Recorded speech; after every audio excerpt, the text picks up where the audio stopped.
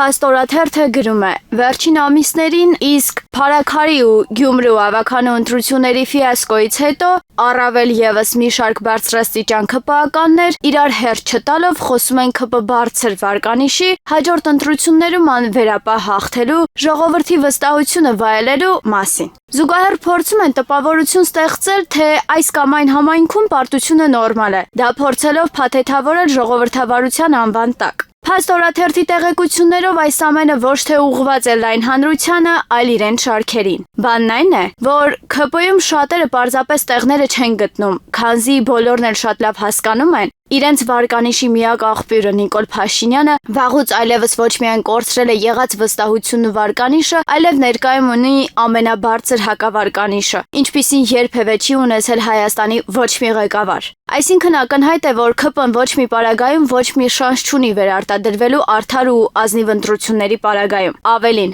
ՔՊ շարքերում ակտիվացել են խոսակցությունները, որ իրենց գուցե չփրկեն նաև վարչական ռեսուրսի տոտալ չարաշահումը, իրավապահ համակարգի ներգրավումը եւ այլն։ Հավանականությունը, որ ժողովուրդն այլևս չի տրվի այդ մանիպուլյացիաներին ու կքշի գործող իշխանություններին, չափազանց մեծ է։ Դրա համար պարզապես հարկ կլինի, որ հակաիշխանական տրամադրվածություն ունեցողները իսկ նրանք գերակշիռ մեծամասնությունն են կազմում, ակտիվ մասնակցեն ընտրություններին, որպեսզի իշխանությունները չկարողանան մոբիլիզացնել նշյալ ռեսուրսները։ Իսկ դրան կարող է նպաստել իրապես ընդդիմադիր ուժերի մասնակցությունը, քանզի ակնհայտ է, որ մի քանի սատելիտ ուժերից բացի մնացյալը հաստատաբար հանդես են գալու հականիկոլական դիրքերից։ Մյուս կողմից ՔՊ-ում հասկանում են, որ արտաքին աջակցություն էլ չկա։ Արևմուտքն արդեն նախկին ոգևորվածությունը չունի իրենց հանդեպ, իսկ Ռուսաստանի հետ մաքսիմալ փչացրել են հարաբերությունները։ Ըստ այդմ շատ ՔՊԱ-ականներ մտորումների մեջ են 2026 թվականին ընտրությունների գնալ ՔՊ-ի հետ, թե ճիշտ ժամանակին հեռու մնալ շառ ու փորձանքից։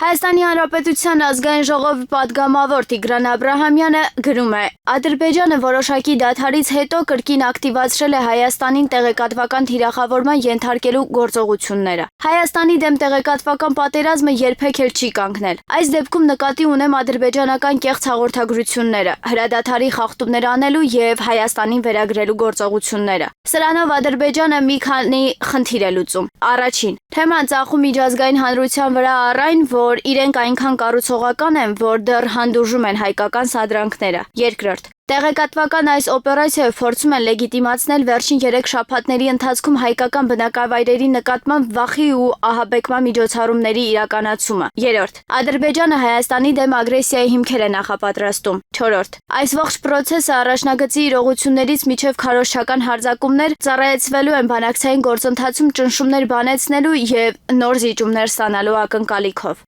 Այս 4 դրույթները միմյանց հետ փոխկապակցված են եւ տարբեր իրադրություններում դրանք կարող են աշխատող գործոններ դառնալ։ Ֆուտբոլի Հայաստանի հավաքականի նախկին ավագ Սարգիս Հովսեփյանը իր Facebook-յան էջում գրել է. Ոչ ոքի իրավունք տրված չի հայկական ֆուտբոլը հասցնել այս աղետալի վիճակին։ Բերել անհիմն պատճառներ ձախողումների համար, շարունակել կառավարել եւ հայտնել, որ շարունակելու է կառավարումը, քանի որ իրենց հրաժարականը չեն պահանջում հասարակական կազմակերպությունները, որոնց մի զգալի մասին ձայնի իրավունք են տվել հենց ներկայիս ղեկավարները։ Հայկական ֆուտբոլը ձեր եւ մի քանի հասարակական կազմակերպություններինը չէ։ Պատասխան պիտի տաք նախ ինքներդ ձեր, ապա ոլորտի պրոֆեսիոնալների, իրական նվիրյալների, հավաքականի, դրոշի ու զինանշանի համար խաղադաշտում եւ դրանից դուրս կռված մարդկանց, երկրպագուների եւ ֆուտբոլասերների առաջ։ Իրեն նվիրյալ համարող անձնավորությունը կործանում է հայկական ֆուտբոլը։ Ռուս-ուկրաինական պատերազմը խանգարեց մեր հավաքականներին, չխանգարելով Ուկրաինայի հավաքականին։ 100-ից ավել կառուցված մարզադաշտեր, սակայն 100-ակի մեջ չմտնող ազգային հավաքական։ Կորոնավիրուսը շրջանցեց ֆուտզալի հավաքականին, չշրջանցելով մեր մնացած հավաքականներին։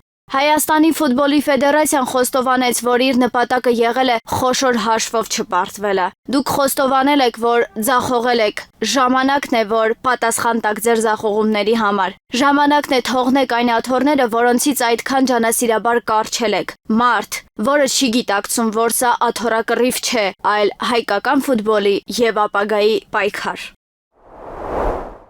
Ռուբեն Վարդանյանի որդին Դավիթ Վարդանյանը եւ Վարդանյանի միջազգային իրավախորհրդատու Ջարեդ Գենսերը հյուրընկալվել են ամերիկացի հայտնի հաղորդավար, իրավաբան Հյու Հյութին եւ խոսել Ադրբեջանում ապօրինի պահվող Ռուբեն Վարդանյանի եւ մյուս հայ գերիների մասին։ Շատ կարեւոր է, որ լսարանը հասկանա այն իրավիճակը, որի հետ մենք գործ ունենք։ Ըստ տարբեր միջազգային կազմակերպությունների զեկույցների Nararial Freedom House-ի, Ադրբեջանը դասվում է աշխարհի ոչ ազատ երկրների շարքին եւ համարվում է ամենափակ ավտորիտար ռեժիմներից։ Խնդիրն այն է, որ 2023 թվականի սեպտեմբերին հորս ձերբակալությունից ի վեր ընտանիքի ոչ մի անդամ չի կարողացել անձամբ տեսնել նրան։ Միակ բանը, որ մենք ունեցել ենք, հեռախոսազանգերն են, որոնք մի քանի րոպե են տևում։ Կա նաև Կարմիր խաչի միջազգային կոմիտեն, որը այցելում էր բանտարկյալներին, բայց ցավոք, այս տարվա սկզբին Ադրբեջանը հայտարարեց երկրում գործող շատ միջազգային կազմակերպությունների, այդ թվում Կարմիր խաչի գրասենյակների փակման մասին, ինչը նշանակում է, որ հիմա գերիներին ավելի մեկուսացված են լինելու,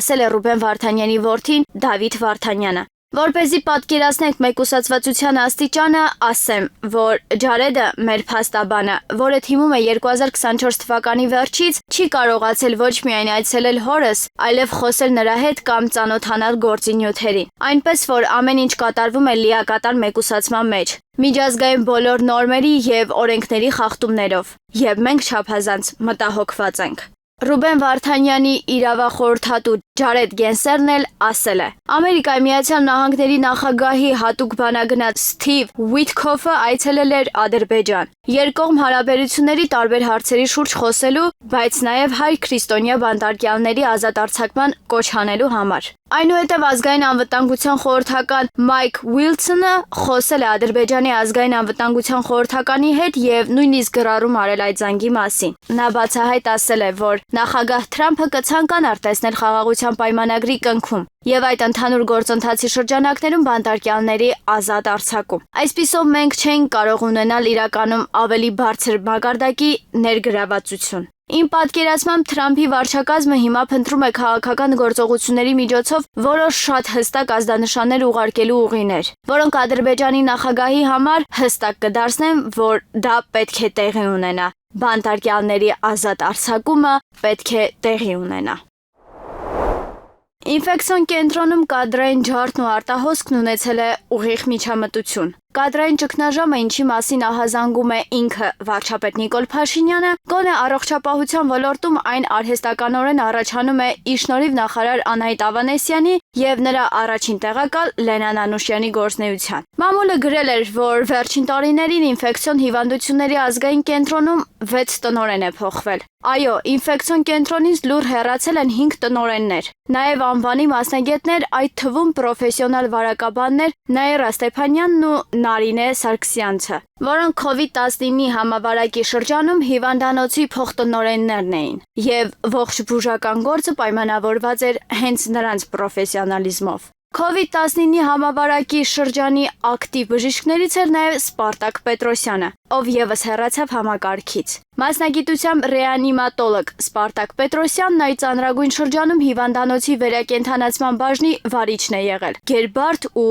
գերծանր պատասխանատվությամբ։ Հավանաբար չդիմանալով ստեղծված պայմաններին վերջին 3 ամսվա ընթացքում հերթով ազատման դիմումներ են գրել տնօրենի ժամանակավոր պաշտոնակատար Սպարտակ Պետրոսյանն ու վերջինիս ամիսներ առաջ փոխարինած Կարեն Հակոբյանը։ Առողջապահության փոխնախարար Լենան Անուշյանն իր ընկերուհուն, ով մասնագիտությամբ հոգեբան է, նշանակել է ՄԻԱՎ-ի դեմ պայքարի գլոբալ հիմնադրամի ծրագրերը համակարգող խմբի ղեկավար։ Այդ պաշտոնից հեռացնելով խմբի երկարամյա ղեկավար Հասմիկ Հարությունյանին։ Նույն կառույցում բարձր աշխատավարձով տեղավորել է իր սանուհուն Սևիլիա Աբրահամյանին։ Փոխարեն այս կառույցը լքել են ոլորտում աշխատելու տարիներին փորձ ունեցող աշխատակիցներ Քրիստինե Խաչատրյանն ու Լիլիթ Խաչատրյանը։ Այսպիսով, Ավանեսյան Անուշյան զույգն իրենց ձեռքերում են կենտրոնացրել ՄԻԱՎ-ի դեմ պայքարի միլիոնավոր դոլարների ֆինանսական միջոցներն ու ծրագրերը, առիթն օգտագործելով եւ իրենց մտերիմներին տեղավորելով բարձր աշխատավարձերով պաշտոններում։ Ավանեսյանի եւ Նանուշյանի հովանավորյալ կորտիզոլն ու